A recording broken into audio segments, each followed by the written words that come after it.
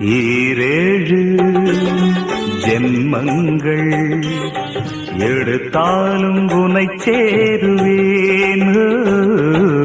வேறாரும் நெருங்காமல் மனவாசல் தன்னை மூடுவே.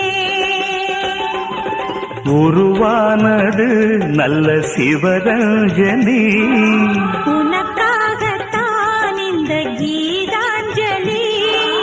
ராகங்களில் ஆலாபனை, மோகங்களின் ஆராதனை. உடலும் மனமும் தழுவும் பொழுதில் உருகும் ஒரு ஜீவன்தான் உன் பாடல்தான் ஓயாமல் இசைக்கின்றது.